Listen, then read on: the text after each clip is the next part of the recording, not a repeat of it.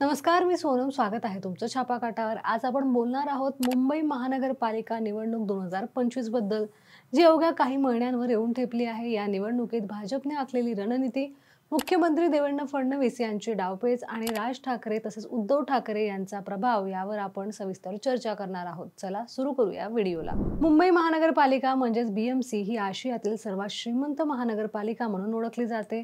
236 प्रभागांसह ही निवडणूक मुंबईच्या राजकारणात अत्यंत महत्त्वाची मानली जाते. गेल्या 25 वर्षापासून शिवसेना या पालिकेवर सत्ता गाजवत आहे.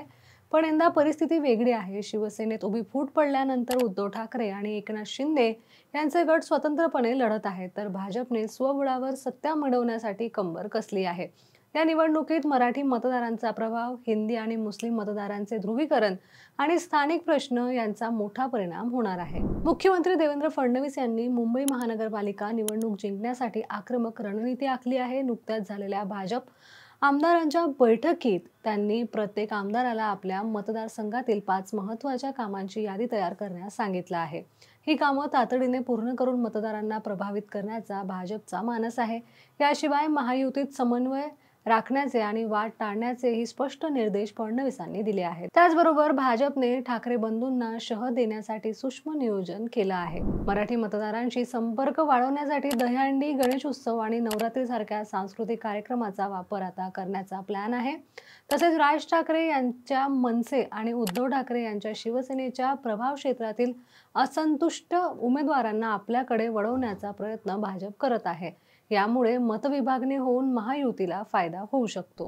राज ठाकरे आणि उद्धव ठाकरे यांच्या एकत्र येण्याची शक्यता राजकीय वर्तुळात चर्चेचा विषय ठरली आहे. जर हे दोघं एकत्रित आले तर मराठी मतदारांचे मोठे ध्रुवीकरण होऊ शकते. एका बाजूने सर्वेक्षणानुसार ठाकरे बंधूंनी एकत्र निवडणूक लढवल्यास त्यांना 100 पेक्षा जास्त जागा मिळू शकतात. पण भाजपच्या अंतर्गत सर्वेक्षणानुसार असं झालं तरीही 150 पेक्षा जास्त जागांवर फारसा परिणाम होणार नाही असा दावा आहे. उद्धव ठाकरे यांच्या शिवसेनेने गेल्या निवडणुकीत 2017 मध्ये 84 जागा जिंकल्या होत्या, तर मनसेला 7 जागा मिळाल्या होत्या. राज ठाकरे यांनी मराठी अस्मितेचा मुद्दा पुन्हा उचलला आहे, विशेषतः हिंदी भाषेच्या सक्तीविरोधात. त्यामुळे मराठी मतदारांचा पाठिंबा त्यांना मिळू शकतो. पण भाजपचा असा विश्वास आहे की मराठी अमराठी मतांचे ध्रुवीकरण त्यांच्या फायद्यासाठी वापरता येईल. महायुतीत भाजप आणि शिंदे गट आणि अजित पवार गट एकत्र लढत आहेत. फडणवीस यांनी स्पष्ट केलं आहे की मुंबईत महायुतीचाच महापौर बसेल. यासाठी स्थानिक पातळीवर समस्या सोडवण्यावर आणि मतदारांशी थेट संवाद साधण्यावर भर दिला जात आहे.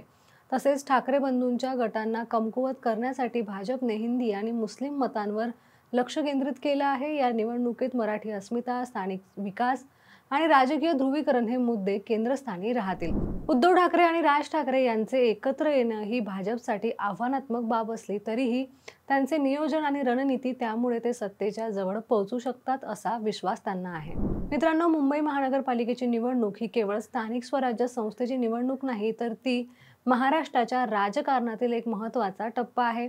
भाजपची रणनीती, ठाकरे बंधूंचा प्रभाव आणि महायुतीचे डावपेच यामुळे ही निवडणूक अत्यंत चुरशीची होणार आहे. तुम्हाला याबद्दल काय वाटतं कमेंट बॉक्समध्ये नक्कीच सांगा. आणि व्हिडिओ आवडला असेल तर आमच्या YouTube चॅनलला सबस्क्राईब करा. आणि जर तुम्ही हा व्हिडिओ Facebook किंवा Instagramवर बघत असाल तर पेजला फॉलो मात्र नक्की करा.